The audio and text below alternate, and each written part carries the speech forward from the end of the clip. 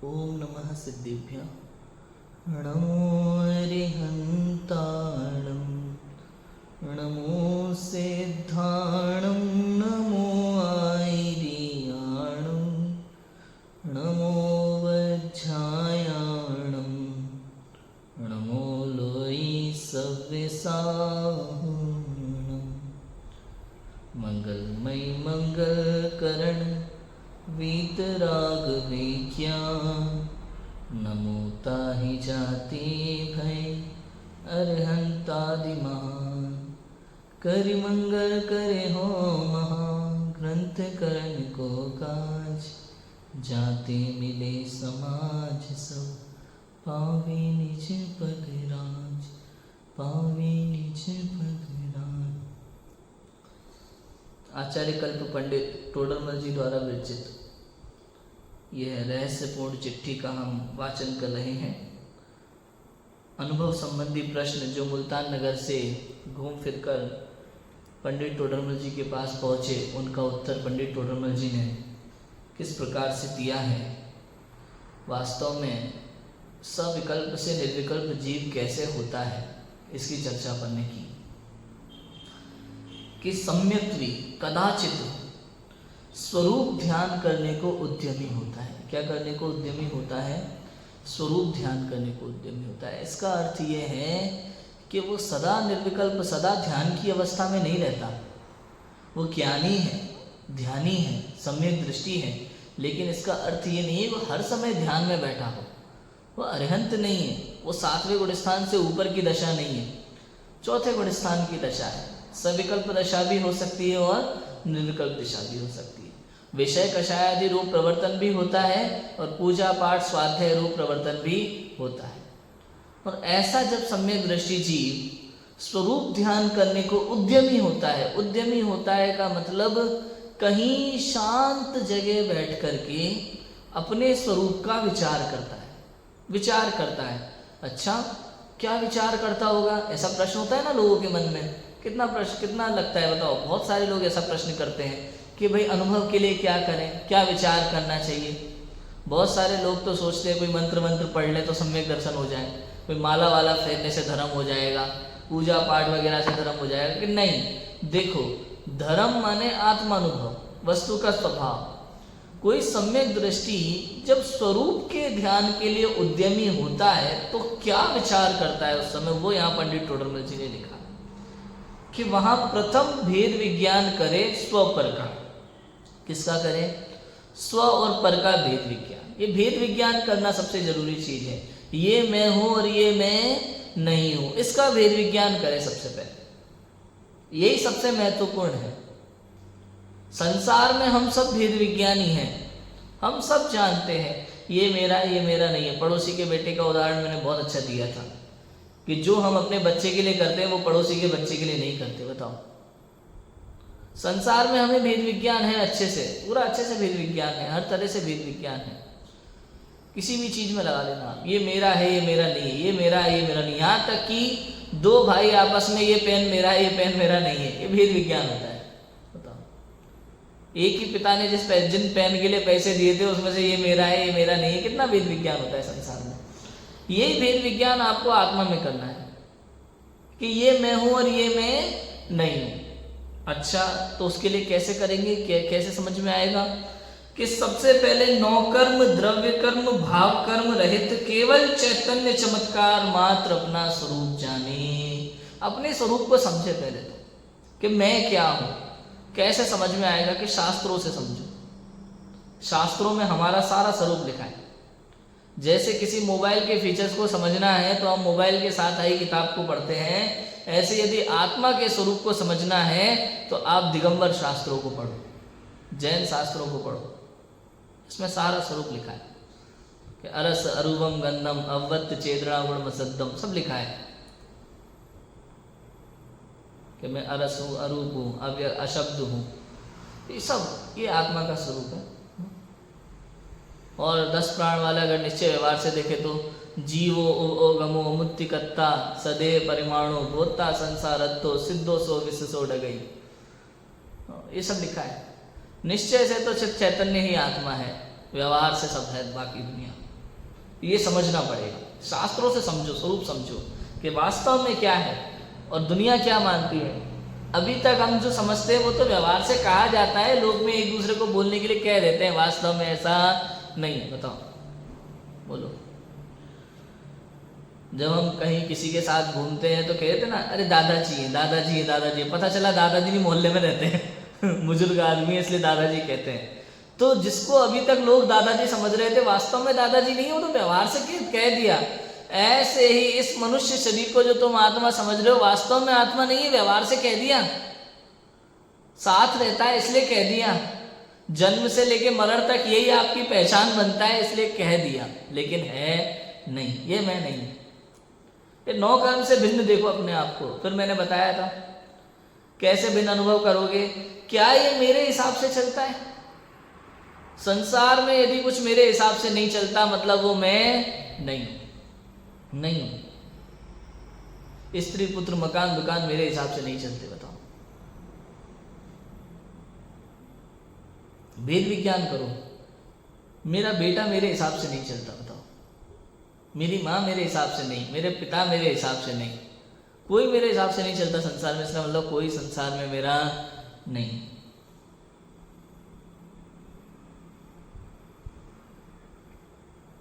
सोचो, आप कुछ बदल नहीं सकते हैं। कौन अपना कौन पराया, किसको क्या कहोगे आप? कौन है अपना यहाँ, किसको पराया हम कहीं। एक की आंखों में खुशियाँ, एक की आंसू बही। बताओ, सब अपने आप हो रहा है, मैं किसी का करता नहीं। बताओ, 2 बच्चों को साथ में पाला, एक जैसा पाला, एक खुश है एक दुखी है। एक जैसी टी शर्ट आप 2 बच्चों के लिए ले आए, एक को पसंद आ रही है एक को नहीं आ रही। बताओ, इससे समझ में आता है मैं करता नहीं हूं। इस संसार में ऐसा कोई पिता नहीं है जो अपने बच्चों को खुश रख सके, ऐसा कोई बच्चा नहीं है जो अपने माता पिता को खुश रख सके। कोई नहीं। मैं किसी का करता धरता हरता नहीं। इस संसार में ऐसे कोई माता पिता, ऐसा कोई गुरु, ऐसा कोई शिक्षक नहीं है जो अपने विद्यार्थी को टॉप करा सके। बोलो, कोई नहीं है। आप कहोगे पता है कि स्कूल में पढ़ाने वालों के विद्यार्थी टॉप तो एक ही क्यों होता है, बाकी क्यों नहीं होते? बाकी नहीं होते इसका मतलब शिक्षक का उसमें कोई रोल नहीं। बच्चे का पुरुषार्थ निमित्त मात्र है, जिसकी जैसी योग्यता वैसा कार्य होता है। कोई किसी का करता धरता हरता नहीं है, कोई किसी का करने वाला नहीं है। यदि शिक्षक पढ़ाने वाले हैं तो फिर सारे बच्चों के एक जैसे नंबर क्यों नहीं आते? इसका अर्थ ये है, शिक्षक तो एक जैसा पढ़ाते हैं लेकिन काम वैसा ही होता है जैसा होना होता है। जिस बच्चे की जैसी योग्यता, जिस बच्चे का जैसा पुरुषार्थ, वैसा उसके जीवन में कार्य होता है। शिक्षक ने कराया ऐसा नहीं। उदाहरण सुना होगा आपने, एक व्यक्ति थे, उनको बड़ा घमंड था अपने ऊपर। वो कहते थे भाई मेरे 5 बच्चे, एक इंजीनियर है, एक को मैंने इंजीनियर बनाया, एक को मैंने डॉक्टर बना दिया, एक को मैंने सीए बना दिया और एक को मैंने कलेक्टर बना दिया। अच्छा, भाई साहब आपका जो 5वां बच्चा था वो, अरे यार उसने तो पढ़ाई लिखाई करी नहीं, बचपन से उसे रुचि नहीं थी, वो तो चोर बन गया। ले वो तो जुआ हुआ खेलता है। अच्छा, एक को आपने इंजीनियर बना दिया, एक को आपने डॉक्टर बना दिया, एक को सीए बना दिया, एक को, उसका तो क्रेडिट आप लेने को तैयार हो, और वो अरे वो तो यार उसकी तो पढ़ाई लिखाई में रुचि नहीं थी ना, वो तो मतलब आपने नहीं किया। ये कहना चाह रहे आपने नहीं किया, ये व्यर्थ का अहंकार है कि मैंने किया। यदि मैं कर सकता तो 5 को एक जैसा करना चाहिए था, अपनी इच्छा अनुरूप करना चाहिए था। यदि अपनी इच्छा से कार्य नहीं हो रहा है तो समझ लेना ये इच्छा भी मैं नहीं हूं। सीधी बात, ये इच्छा मेरी नहीं है, समझ लेना। ये सब औदैहिक भाव है। इसलिए सबसे पहले स्त्री पुत्र मकान दुकान बाहर की चीज, आपके जो दोपहर के सपने होते हैं, दिन के सपने, उनसे दूर हो जाओ, दूर हो जाओ। मैंने कहा दिन के सपने दुखदायक होते हैं भैया, रात को आते हैं ठीक है कोई बात नहीं, नींद में जो सपने आ रहे हैं, जो खुली आंखों से सपने देखते हैं वो सदा दुखी रहते हैं। नींद में सपने आते हैं वो सहज हैं, कोई दिक्कत नहीं है, लेकिन जो खुली आंखों से बड़े बड़े सपने देखते हैं वो सदा दुखी रहते हैं, क्योंकि संसार में जो कुछ भी होता है वो कर्माधीन है, आपके ही पूर्व कर्मों का परिणाम है, जैसा होना है वैसा ही होगा, मैं कुछ बदलने में समर्थ नहीं हूं। तो ये व्यर्थ के सपने आपको दुख देने वाले हैं और कुछ नहीं, बस मैं इसका करता नहीं हूं, ऐसे भेद विज्ञान करो, कुछ भी मेरे अनुसार नहीं होता, ऐसे भेद विज्ञान करो बस। सबसे पहले 9 कर्म से भेद विज्ञान होगा, फिर द्रव्य कर्म से, जैसे बताया था ना द्रव्य कर्म से भेद विज्ञान कैसे करना। कर्म के उदय भी मुझे दुखी करने में समर्थ नहीं, ये मैं नहीं हूं। फिर भाव कर्म, क्रोध में नहीं हूँ, अहंकार में नहीं हूँ, क्योंकि सदा मैं क्रोध में नहीं रहता, सदा मैं अहंकार में नहीं रहता, इसलिए ये भी मैं नहीं। ऐसे 9 कर्म, द्रव्य कर्म, भाव कर्म रहित केवल चैतन्य चमत्कार रूप अपना स्वरूप जाने, चैतन्य चमत्कार मात्र अपना स्वरूप जाने, बस। सबसे पहले तो ये मैं नहीं हूँ, ये मैं नहीं हूँ, ये मैं नहीं हूँ, ऐसा विचार किया, उसके बाद ये मैं, अब ये अपने स्वरूप का विचार करना, अच्छा ये मैं हूँ, अब अपने अंदर की चीज देखो, सब समझ में आया। जैसे घर में 3 बच्चे हो ना, अगर 3 बच्चों के लिए पिताजी अलग अलग किताब लाए, 4 बच्चे हैं घर में, 4 बच्चों के लिए पिताजी अलग अलग किताबें लाए कोर्स की, तो सबसे पहले तो जब कोर्स की किताबें एक कार्टून में आई तो बच्चों ने निकालना शुरू किया। तो एक बच्चा चैतन्य नाम का, उसने किताबें निकाली, उसने ये द्रव्य कर्म की किताबें हैं, ये 9 कर्म की किताबें हैं, ये भाव कर्म की किताबें अलग कर दी, सबसे पहले तो अलग कर दी, और ये मेरी किताबें चैतन्य की है, ये 9 कर्म की किताबें अलग कर दी, द्रव्य कर्म की किताबें अलग कर दी, भाव कर्म की किताबें अलग कर दी, और ये किताबें मेरी चैतन्य की। अब वो अपनी किताब, अब उसे ना तो 9 कर्म की किताबों से मतलब है, ना द्रव्य कर्म की, ना भाव कर्म की, अब किससे मतलब है, अपनी चैतन्य किताबों से मतलब है। अब अपनी किताबें खोल खोल करके दिखता है, अच्छा इसमें ये वाला लेसन भी है, ओ इसमें ये वाला पार्ट भी है, अरे ये तो वही मगरमच्छ की कहानी है ना, मगरमच्छ और बंदर की कहानी, जम्बू वृक्षा, ऐसे पड़ेगा।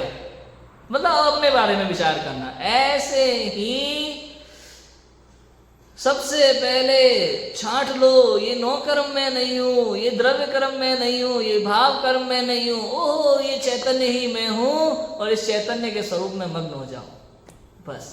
अब इस चैतन्य का विचार करो, अच्छा ये मैं हूँ, इसमें क्या क्या है, केवल स्वाद में विचार ही रहता है, वहां अनेक प्रकार निस्वरूप में अहम बुद्धि करता है, अनेक प्रकार से ये मेरी है, ये मेरी है, चिदानंद हूँ, शुद्ध हूँ, सिद्ध हूँ, इत्यादि विचार होते हैं, और फिर सहज ही आनंद आने लगता है, सहज ही आनंद आने लगता है। जैसे जैसे किताबें खोलता है, ये भी पढ़ने में मजा आएगा, अरे वाह अरे वाह अरे वाह, ऐसा आनंद आता है, ये मैं हूँ, ये मैं हूँ, ये मैं हूँ, रोमांच हो आता है।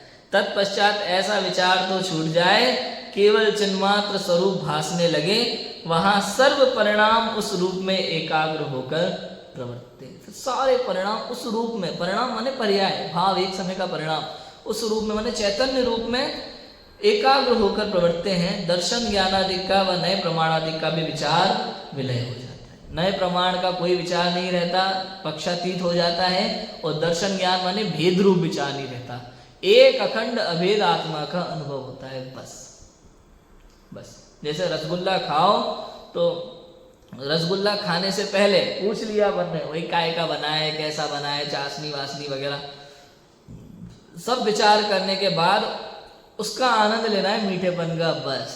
फिर मत सोचो, आप एक एक चीज का आनंद ढूंढोगे ना, शक्कर का, तो रसगुल्ले का आनंद नहीं आएगा पूर्ण रूप से। इसलिए एक एक गुण का विचार नहीं करता अनुभव में जीव, अनुभव में तो ज्ञानी जीव अभेद अखंड आत्म स्वरूप का आनंद लेता है, बस। उससे पहले विचार कर लिया खूब, अनुभव के पहले सब पूछ लिया। रसगुल्ला खाने गए अपन किचन में, महाराज ने बनाया मान लो, तो पहले पूछ लिया कैसे बनाया, क्या क्या डाला, क्या क्या नहीं डाला, उसके बाद खाने के बाद तो बस उसका आनंद ले रहे हैं रसगुल्ले का, एक एक चीज नहीं सोच रहे, अच्छा इस वाले कोने में शक्कर का आनंद लेना है, ओहो इधर से अपन को, ऐसा कुछ नहीं, पूरे रसगुल्ले का एक साथ अखंड आनंद। ऐसे ही दर्शन ज्ञान चारित्र पहले सोच लेता है सब ज्ञानी जी, और बाद में तो पूर्ण अभेद अखंड आत्मा का अनुभव करता है बस।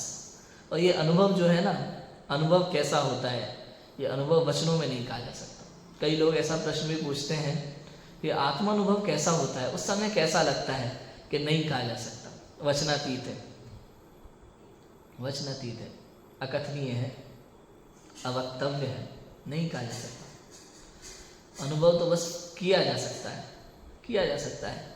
रसगुल्ले के विषय में पूछे कैसा लगा, कि मीठा लगा। मीठा मतलब कैसा, वो तो तुम खाओगे तो समझ में आएगा, नहीं तो नहीं समझ में आएगा। ऐसे अनुभव ऐसी चीज है कोई बता नहीं सकता। ये केवल आनंद आता है। आनंद मतलब कैसा आनंद आता है, क्या, वो तो तुम करोगे तब मालूम चलेगा। अनुभव तो अनुभव है बस, ऐसा है।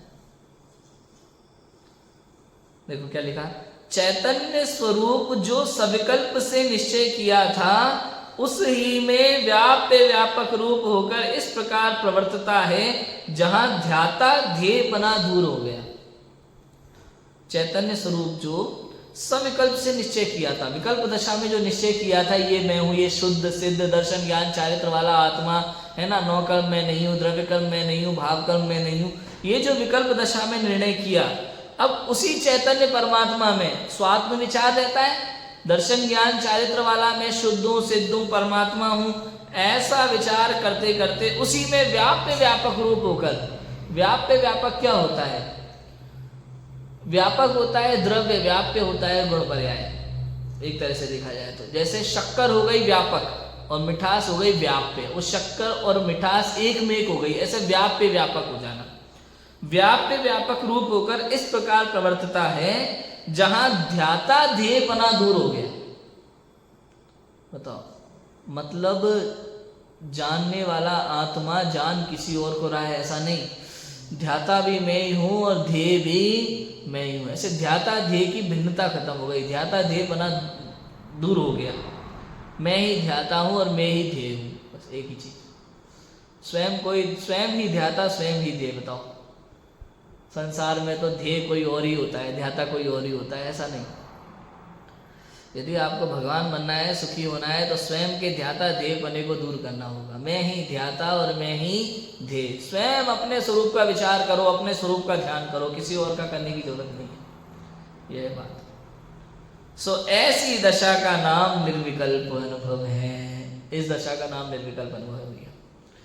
किस दशा का नाम, कि सबसे पहले तो स्व और पर का भेद विज्ञान करे। कि कैसे करे, कि सबसे पहले 9 कर्म, द्रव्य कर्म और भाव कर्म से रहित अपने को शुद्ध चैतन्य चमत्कार मात्र जाने, और उसके बाद पर का विचार छूट जाए, केवल स्वात्म विचार रहे, और स्वात्म विचार करते करते करते करते एक अपने में ही लीन हो जाए, व्यापक व्याप्य रूप होकर के, और ध्याता ध्येयपना भी दूर हो जाए।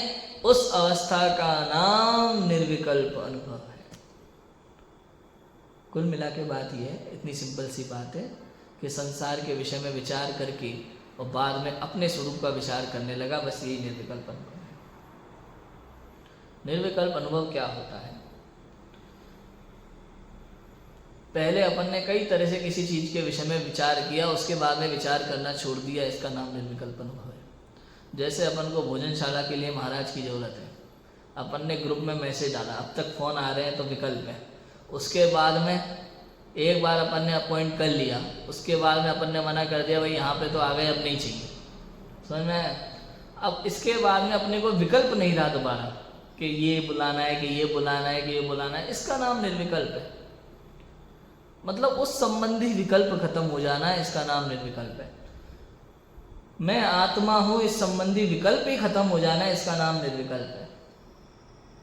पहले तो विचार चलता है, पहले तो विचार चलता है, उसके बाद ये निर्विकल्प हो जाता है। जहां संशय विपर्य अनद्य वसाय खत्म हो जाते हैं आत्म तत्व के संबंध में, प्रयोजनभूत तत्व के संबंध में, वहां जो आत्मा अनुभव होता है वो निर्विकल्प अवस्था है। देखा जाए सोचो, वो निर्विकल्प है। ऐसी दशा का नाम निर्विकल्प है। उस समय बस अपने स्वरूप का आनंद होता है, बस, और कुछ नहीं, और कुछ विचार ही नहीं चलता उसको। निर्विचार नहीं कह रहे, लेकिन दूसरे किसी विचार में उपयोग नहीं भटकता। सारा ज्ञान जो बाहर में भटक रहा था ना, वो अब सारा सिमटकर अपने स्वरूप का अनुभव करता है, इसका नाम निर्विकल्प अनुभव है। अपने से अपने को जानता है, इसका नाम निर्विकल्प अनुभव है। अभी तक अपने से अनजान था, अब अपने से अपने को जानता है। तो देखो भजन याद आ रहा है थोड़ा सा। भाव शुभाशुभ का भी करता, बनता जो दीवाना रे, ज्ञायक भाव शुभाशुभ से भी भिन्न न उसने जाना रे, अपने से अनजान तुझे भगवान बताते देव यहाँ, वीतरागी देव तुम्हारे, जैसा जग में देव कहाँ। पहले क्या था? भाव शुभाशुभ का भी करता, बनता जो दीवाना रे। सविकल्प दशा, शुभाशुभ में ही उलझा पड़ा था, और ज्ञायक भाव शुभाशुभ से भी भिन्न उसने जाना रे। ये द्रव्य कर्म भाव कर्म नौ कर्म से ज्ञायक भाव उसने भिन्न नहीं जाना था, और अपने से अनजान था। और निर्विकल्प दशा इधर क्या होता है? बिल्कुल उल्टा हो जाता है। शुभाशुभ के विकल्पों को छोड़ देता है और ज्ञायक भाव में लीन हो जाता है, अपने से अपने को ध्याता है। इसी का नाम निर्विकल्प अवस्था है। अपने स्वरूप का आनंद आता है इस समय। देखो नए चक्र ग्रंथ की गाथा यहाँ पे उद्धृत की हुई है। नए चक्र में क्या लिखा है? जो माइल धवल जी का लिखा नए चक्र है, बड़ा नए चक्र, उसमें क्या लिखा है देखो, पढ़ते हैं। 266 नंबर की गाथा है, पंडित टोडरमल जी ने उद्धृत की है, यहाँ लिखते हैं, पढ़ते हैं देखो। तच्चाणी सड़काले समयम बुद्धि ज्योतिम किरण, अणुआरायण समय पच्छखो अनुभवो जमहा। ये प्रत्यक्ष अनुभव है, प्रत्यक्ष अनुभव कह रहे हैं। प्रश्न क्या था? अनुभव प्रत्यक्ष होता है परोक्ष होता है, उस संबंध में प्रश्न था ना, उसका उत्तर। पहले तो बताया कि देव शास्त्र गुरु क्या है, देव शास्त्र गुरु और सात तत्व के श्रद्धान मात्र, केवल रटना मात्र, इसका नाम सम्यक दर्शन नहीं है। जिसको संसार में व्यवहार से सम्यक दर्शन कह देते हैं, वो वास्तव में सम्यक दर्शन नहीं है। अनुभव के बिना सम्यक दर्शन नहीं होता। फिर सम्यक दर्शन का जीव स्व पर भेद विज्ञान सहित तत्वार श्रद्धान हो, वही सम्यक दर्शन होता है, ऐसा कहा। फिर उसकी श्रद्धा कैसी होती है, सम्यक ज्ञान कैसा होता है, सम्यक चारित्र कैसा होता है, वो समझाया। उसके बाद सविकल्प से निर्विकल्प होने का विधान बताया। अब यहाँ बताते हैं अनुभव कैसा। देखो नए चक्र की गाथा में क्या लिखा कि तत्व के अवलोकन अन्वेषण का जो काल, उसमें समय अर्थात शुद्धात्मा को युक्ति अर्थात नए प्रमाण द्वारा पहले जाने, पश्चात आराधन समय जो अनुभव काल, उसमें नए प्रमाण नहीं है, क्योंकि प्रत्यक्ष अनुभव है।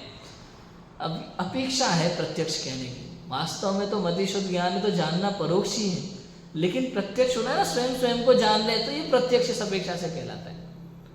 हम इसको देखें, अब ये कहने में तो देखा जाए तो परोक्ष ज्ञान है, शास्त्र अपेक्षा से देखें तो परोक्ष ज्ञान है, लेकिन भाई यहाँ देखा जाए तो प्रत्यक्ष देख रहा हूँ ना मैं, ये सामने प्रत्यक्ष है, हाथ पे रखा हुआ है प्रत्यक्ष मेरे सामने। अपन कहते हैं अरे मैंने प्रत्यक्ष अपने सामने वो घटना देखी है, आई विटनेस, तो उस अपेक्षा से यहाँ प्रत्यक्ष का स्वानुभव प्रत्यक्ष, मैंने अपने आप अनुभव किया है, इसका नाम प्रत्यक्ष है। बताओ ज्ञान परोक्ष है लेकिन अनुभव प्रत्यक्ष है। रसगुल्ले को जानना परोक्ष है, लेकिन रसगुल्ले का स्वाद जो लिया वो प्रत्यक्ष है। हमने ही तो लिया ना, प्रत्यक्ष लिया।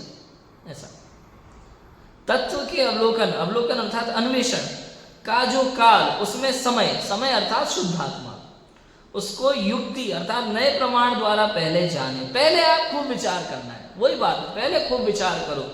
पश्चात आराधन समय जो अनुभव काल, उसमें नए प्रमाण नहीं है, क्योंकि प्रत्यक्ष अनुभव है। बस पहले आप विचार कर लो खूब, 6 द्रव्यों में जीव द्रव्य क्या है, 7 तत्वों में जीव तत्व क्या है, जीव तत्व का स्वरूप क्या है, अनुभव क्या होता है, पहले खूब विचार कर लो। ये मैं हूं, ये मैं नहीं हूं, ऐसा स्व पर का भेद विज्ञान करो, खूब विचार कर लो। 9 कर्म, द्रव्य कर्म, भाव कर्म से भिन्न अनुभव करो अपने आप को। तब पहले निर्णय हो जाए कि ये ही मैं हूं, पश्चात आराधन के समय अनुभव काल उसमें नए प्रमाण नहीं होते। उदाहरण दिया, जैसे रत्न को खरीदने में अनेक विकल्प करते हैं, जब प्रत्यक्ष उसे पहनते हैं तब विकल्प नहीं है, पहनने का सुख ही है। इस प्रकार सविकल्प के द्वारा निर्विकल्प अनुभव होता है। रत्न खरीदते समय अनेक प्रकार के विकल्प चलते हैं, बताओ ओरिजिनल है कि नहीं, नकली माल तो नहीं है, घिस घुसा के जो भी अपनी पार की नज़र से जैसे देखना हो वैसे देख लें उसको, रत्न को। एक बार पता चल जाए कि हाँ ये असली है, उसके बाद क्या विकल्प रह जाता है, बताओ। सोचो, कोई हमें 50,000 रुपए की गड्डी देके गया रवि भाई, एक बार आपने तसल्ली से गिन ली है, चलो मन नहीं भरा, दूसरी बार तसल्ली से गिन ली है, उसके बाद कितनी बार आपको विकल्प रहता है, यार वो 50 से 49 तो नहीं हो गए रहता है। इसी को कह रहे हैं कि भाई रत्न उस समय विकल्प कर लो, उस समय विकल्प कर लो, कोई दिक्कत नहीं। रत्न खरीदते समय विकल्प करते हैं, कोई दिक्कत नहीं है, लेकिन जब उसे पहनते हैं तब विकल्प नहीं होता। परख लिया यही है तो विकल्प नहीं होता, फिर टेंशन नहीं है, रख दिया, पहनने का सुख ही है। इस प्रकार सविकल्प के द्वारा निर्विकल्प अनुभव होता है। पहले खूब विचार होते हैं, विकल्प होते हैं आत्मा के संबंध में, स्वभाव पर के संबंध में, उसके बाद ये मैं हूं, ये मैं नहीं हूं ऐसा निश्चय होता है, फिर विकल्प नहीं, फिर तो बस आनंद होता है, ऐसा है।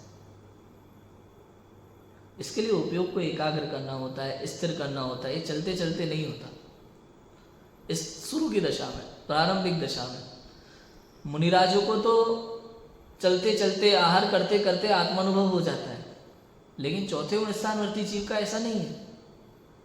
उसको 2 महीने, 3 महीने, 4 महीने में एक बार होता है। शास्त्रों में लिखा है ऐसा कि ऊपर की भूमिका में जल्दी जल्दी अनुभव होता है, निचली भूमिका में कम समय के लिए होता है और बहुत अंतराल में होता है, और ऊपर की भूमिका में ज्यादा समय के लिए अनुभव होता है और बहुत कम अंतराल में होता है। ये है वस्तु स्वरूप। चौथा गुण स्थानवर्ती है। कभी जीव उद्यमी होता है अनुभव के लिए तो स्वरूप का विचार करता है और ये जल्दी हो जाता है। इसको मिथ्या दृष्टि जीव को, अनादि मिथ्या दृष्टि जीव को इसमें समय ज़्यादा लगता है बहुत, उसको बहुत मुश्किल होता है। उसका पहले तो ग्रहित मिथ्या तो छूटना बहुत बड़ी बात होती है उसके लिए, तब ये अग्रहित मिथ्या तो छूटेगा शरीर से। ये जो 9 कर्म है ना, ये 9 कर्म में ही ग्रहित मिथ्यात्व होता है। संसार की अनेक प्रकार की मिथ्या परंपराएं, उनको निभाना ये ग्रहित मिथ्यात्व है। कोई मेरे लिए कुछ कर देगा, मंत्र तंत्र से मैं ठीक हो जाऊंगा, ये ग्रहित मिथ्यात्व है। बताओ, दवाइयों से शरीर स्वस्थ होता है, ये मानना ग्रहित मिथ्यात्व है। अन्योन्य अभाव है दोनों में, हर जगह मत लगाना पता चला डॉक्टर के पास जाना मन कर, नहीं भैया डॉक्टर साहब अन्योन्य अभाव है समझना अपेक्षा कहाँ कौन सी अपेक्षा लगनी है, आध्यात्मिक मार्ग है। ग्रहित मिथ्यात्व है ऐसा मानना, दवाई से ठीक हो, अरे भाई निमित्त नैमित्तिक संबंध है, कर्म का उदय ऐसे ऐसे मिलते, मतलब अनेक कारणों से कार्य हुआ। जब तक आप एक कारण से उसको कार्य को मानते हो, विपरीतता है, वहां विपरीतता होती है, वहां समझना पड़ेगा आपको। कहने में कोई बुराई नहीं है, कहने में कोई बुराई नहीं है, दवाई से ठीक हुआ ऐसा कहने में कोई बुराई नहीं, मानना गलत है। श्रद्धा में मानना गलत है, श्रद्धा सच्ची होना चाहिए, कहने में कोई दिक्कत नहीं। अपनी पत्नी कहे, अपना बेटा कहे, अपनी बेटी कहे, कोई दिक्कत नहीं है, लेकिन मानने में प्रॉब्लम है। युगल जी बाबूजी का पर्याय वाला उदाहरण है, सुना होगा रजनी आपने तो। पर्याय को बुखार आ गया था एक बार, सुना है? युगल जी बाबूजी का उदाहरण है। डॉक्टर के पास गया, डॉक्टर के पास गया तो मेरी पर्याय को बुखार आ गया है। अच्छा, डॉक्टर साहब उससे पर्याय इनकी पत्नी का नाम होगा, भाई जैन साहब है, आध्यात्मिक जीवन प्रवचन सुनते हैं, स्वाध्याय करते हैं, पर्याय इनकी पत्नी का नाम होगा। अन्य का अच्छा बुलाओ, अंदर बुलाओ क्या, वो तो हमारे साथ ही है। हाँ तो बाहर बैठी होगी ना, अंदर तो लेके आओ। अरे डॉक्टर साहब समझ नहीं रहे, नहीं मैं ये पर्याय मनुष्य बहु की पर्याय, तुम्हारा दिमाग खराब है, तुम पागल मेंटल हॉस्पिटल जाओ, पागलों के डॉक्टरों को दिखाओ सोचो। कुल मिला के बात यह है कि अपने को भिन्न अनुभव करना है बस।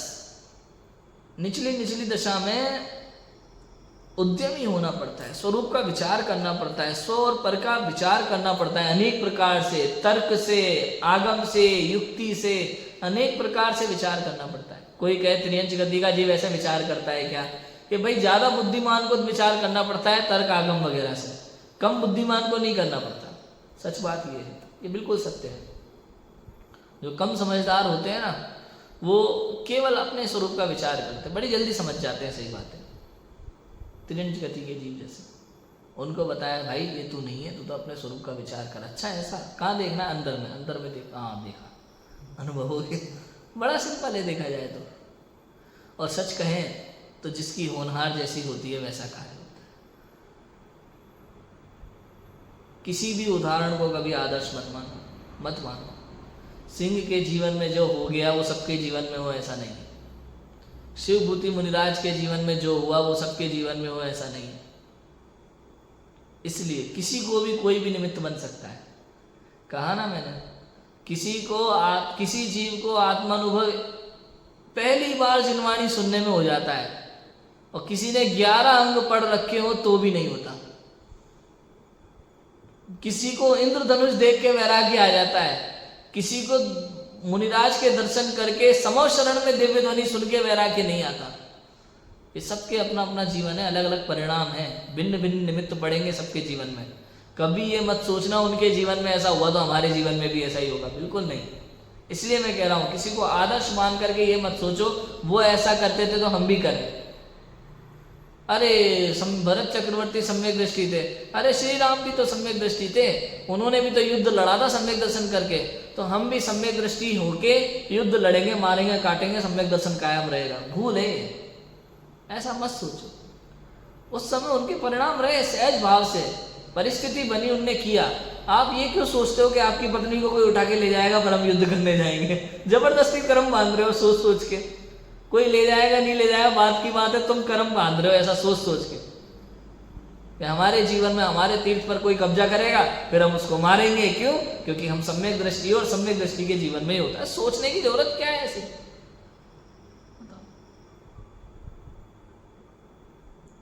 उदाहरण तो ऐसे भी हैं शास्त्रों में कि शेर सुदर्शन के ऊपर कितनी बड़ी विपदा आ गई थी, उन्होंने एक शब्द नहीं बोला, मौन व्रत ले लिया और चुपचाप खड़े रहे, सब सहते रहे। अब बताओ उनको आदर्श नहीं बनाओगे? उनको आदर्श बनाओगे जो लड़े, जो मरे, जिन्होंने तलवारें चलाई, उनको आदर्श बनाने को तैयार हो। जो शांत भाव से बैठे रहे उनको आदर्श नहीं बनाओगे कभी। ये अज्ञानी जीव की सोच ऐसी होती है, इसलिए कहा इनको मिथ्या दृष्टि है। मिथ्या दृष्टियों की सोच ही ऐसी होती है।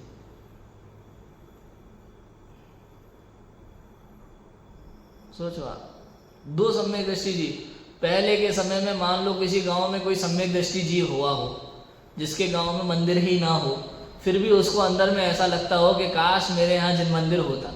अंदर में आत्मा की प्रतीति है, शुद्ध आत्मा की प्रतीति है, अनुभव है। ऐसे जीव का वर्णन शास्त्र में पढ़ के लगेगा अरे वो सम्यक दृष्टि मंदिर नहीं जाते थे तो भी सम्यक दृष्टि थे। बताओ। और एक सम्यक दृष्टि वो जो 6-6 घंटे मंदिर में पूजन कर रहा है, स्वाध्याय कर रहा है, उसका जीवन ही वैसा है वैराग्यमय, उसको आदर्श नहीं बनाएगा। ये मिथ्या दृष्टि की पहचान है। मिथ्या दृष्टि ऐसे ही काम करता है कि धर्म से बच सके, पूजा पाठ से बचना हो जाए बस। ऐसा कोई व्यक्ति पकड़ लो कि जिसको सम्यक दर्शन भी है, जिसके जीवन में पूजा पाठ भी नहीं है, ये भी नहीं हो, सारे कर्मकांड चल रहे हैं, ऐसा व्यक्ति आदर्श बना लो अपन। ऐसे व्यक्ति को नहीं बनाएंगे जिसका जीवन वैराग्यमय है। बोलो, ये मिथ्या दृष्टि की पहचान होती है। समझ में आ रहा है कि नहीं आ रहा? सोचो, रत्न को खरीदने में अनेक विकल्प करते हैं। प्रत्यक्ष से पहनते हैं तब विकल्प नहीं है, जब प्रत्यक्ष से पहनते हैं तब विकल्प नहीं होता। आनंद होता है बस फिर तो आत्मा का, विकल्प खत्म। तथा जो ज्ञान, अब देखो, जो ज्ञान 5 इंद्रियों व 6वें मन के द्वारा प्रवर्तता था, वह ज्ञान सब ओर से सिमटकर इस निर्विकल्प अनुभव में केवल स्वरूप सन्मुख हुआ, क्योंकि वह ज्ञान क्षयोपशम रूप है। इसलिए एक काल में एक ज्ञेय ही को जानता है। क्या लिखा? बड़ा सिंपल है, ज़्यादा टेंशन की बात ही नहीं है। कि जो ज्ञान 5 इंद्रियों और छठे मन के द्वारा प्रवर्तता था, बाहर भटकता था, वो ज्ञान सब ओर से सिमट कर, वो 5 और इंद्रियों के नल और छठा मन का बड़ा नल, सब अपन ने बंद कर दिए, 6 के 6 नल। अब पानी अंदर ही रह गया, पूरा सिमट गया अपने में। इसी को निर्विकल्प अनुभव कहते हैं। बस स्वरूप सन्मुख हो गया। क्योंकि वह ज्ञान क्षयोपशम रूप है, इसलिए एक काल में एक ही ज्ञेय को जानता है। क्षयोपशम ज्ञान 12वें गुणस्थान वर्ती जीव तक एक काल में एक ही ज्ञेय को जानता है। वो ज्ञान स्वरूप जानने को प्रवर्तित हुआ, तब अन्य का जानना सहज ही रह गया। जो ज्ञान अब तक बाहर में भटक रहा था, वही ज्ञान अब स्वरूप सन्मुख हुआ है, तो पर का जानना सहज रुक गया। जानना रुक गया मतलब जानने की शक्ति खत्म हो गई, ऐसा नहीं है, यहां ये समझना है। सहज रुक, क्योंकि एक समय में एक ही जगह उपयोग लग रहा है उसका। जानना खत्म हो गया ऐसा नहीं है, लेकिन उपयोग उधर नहीं है, ये कह रहे हैं। जानने की शक्ति तो लोकालोक को है, और अभी भी शक्ति तो बहुत कुछ है जानने की, लेकिन उपयोग नहीं है ना, उपयोग अंदर में है। जानना सहज ही रह गया, अन्य का जानना, पर का जानना सहज रह गया। वहां ऐसी दशा हुई कि बाय अनेक शब्दाधिक विकार हो तो भी स्वरूप ध्यानी को कुछ खबर नहीं है। बताओ कितना, अब उस समय आनंद है, ये आनंद है। ऐसी अवस्था हो गई कि बाहर में ढोल नगाड़े बज रहे हो, बच्चे रो रहे हो, पत्नी रो रही हो, बुरी से बुरी कंडीशन आ गई हो, अच्छी से अच्छी कंडीशन आ गई हो, तो भी स्वरूप ध्यानी को कोई खबर नहीं है। वो अपने स्वरूप में इस प्रकार प्रवर्तन है, ऐसा अनुभव हो रहा है। इस प्रकार मति ज्ञान भी स्वरूप सन्मुख हुआ, तथा नयादिक का विचार मिटने पर शुद्ध ज्ञान भी स्वरूप सन्मुख। ये नयादिक का विचार सब शुद्ध ज्ञान में होता है। मति ज्ञान का तो काम क्या है? सामान्य अवलोकन। सामान्य अवलोकन चक्षु दर्शन में होता है ना, जो मति ज्ञान से पहले जो सामान्य प्रतिभास होता है, सामान्य अवलोकन, वो तो दर्शन हुआ। और मति ज्ञान मतलब एक सामान्य रूप से जानना, बस सामान्य जानना, वो मति ज्ञान।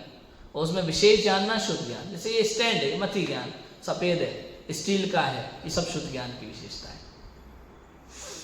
ऐसा कितना गजब है, आप देखो। जो ज्ञान पर पदार्थों को जान रहा था, संसार में भटक रहा था, अभी तक डिग्रियां लेना चाहता था, अभी ये विकल्प चल रहे हैं, वो विकल्प चल रहे हैं, ये करना वो करना, सारे संसार में उलझा पड़ा था, वही ज्ञान सब ओर से सिमटकर अपने स्वरूप की ओर आ गया। ये मैं हूं ऐसा अनुभव चल रहा है अब, बस अब उसे दूसरा कोई विचार नहीं होता है। कई लोग ऐसे होते हैं, मैं बता दूं, मैं बचपन में ऐसा था। टीवी देखते समय या पढ़ाई करते समय एक ही कमरे में पिताजी आ गए, खाना खा के चले गए और मुझे पता तक नहीं चलता था। मैं अपनी पढ़ाई में इतना बिजी हो जाता था, 9th-10th के समय की बात बता रहा हूँ, उतना बिजी हो जाता था। उस समय मुझे कुछ और खबर ही नहीं रहती थी। और कोटा में पढ़ते समय भी मुझे पता नहीं, सब लोगों की अलग अलग प्रवृत्ति होती है संसार में। कुछ लोग ऐसे होते हैं जिनको जरा सी आवाज में डिस्टर्ब होता है, और एक मैं हूँ, बाहर पार्टी चल रही है, अंदर किताब लिख रहा हूँ बैठ करके सब सोच रहा हूँ, पद्यानुवाद लिख रहा हूँ अंदर बैठ कर। बाहर सब क्रिकेट खेल रहे हैं, गेट के बाहर, गेट खुले हुए हैं, गेट के बाहर सब क्रिकेट खेल रहे हैं, उदम चिल्ला रहे हैं, हा हू कर रहे हैं, सब हो रहा है, और मैं अंदर बैठ करके रत्नकन शावकाचार्य का पद्यानुवाद लिख रहा हूँ। ऐसा होता था, और मुझे बिल्कुल खबर नहीं है। और पता चलता है कई बार तो कि लड़ाई हो गई बाहर, ये ग्राउंड है, ये ग्राउंड, इसी पे लड़ाई हो रही है, और मैं ये कमरे में बैठ करके लिख रहा हूँ, गेट भी खुला हुआ है, और लड़ाई हो गई। दो क्लासमेट आपस में भिड़ गए बुरी तरह, मारा पीटी हो गई, और शाम को मेरे को पता चलता है, अच्छा कौन कौन लड़ा, कब? अरे खेलते समय। अच्छा खेलते समय? मैं तो वहीं था, मुझे तो मालूम ही नहीं। मेरे साथ ऐसा कई बार होता है, मुझे नहीं पता चलता। मैं जब किसी एक चीज पे ध्यान फोकस होता है मेरा, तो मुझे दूसरा कुछ पता नहीं चलता कभी भी क्या चल रहा है। ऐसे ही कोई जीव जब अपने स्वरूप का स्मरण करता, क्योंकि उपयोग एक समय है ना, एक समय में जीव का उपयोग एक ही स्थान पे लगता है। ये क्षयोपशम ज्ञान है, क्षयोपशम ज्ञान की ऐसी विशेषता है, तो वो अपने को जानने में लगा हुआ है। या तो मैं उस समय पढ़ सकता हूं, या फिर मैं तुम्हारी बात सुन सकता हूं, दोनों में से एक ही काम होगा। बताओ, कोई कहे भैया हम टीवी देखते देखते भोजन कर लेते हैं, एक बार में 2 काम हो रहे हैं कि नहीं हो रहे, कि नहीं हो रहे। ये उपयोग इतना सूक्ष्म है कि जिस समय आप टीवी देख रहे हो उस समय भोजन नहीं कर रहे, जिस समय भोजन कर रहे हो उस समय टीवी नहीं देख रहे। सीधी बात यह है, उपयोग एक समय में एक ही स्थान पर लगा हुआ है। सिंपल सी बात है। वो ज्ञान स्वरूप जानने को प्रवर्तित हुआ, तब अन्य जानना सहज रह गया, सहज रह गया, अन्य जानना छूट गया, क्योंकि वो अपने को जान रहा है बस। जैसे दो लोग आए आपके पास बात करने के लिए, अभी एक से बात कर रहे थे, अब दूसरे से बात करें तो पहले वाले से बात करना सहज ही छूट गया ना।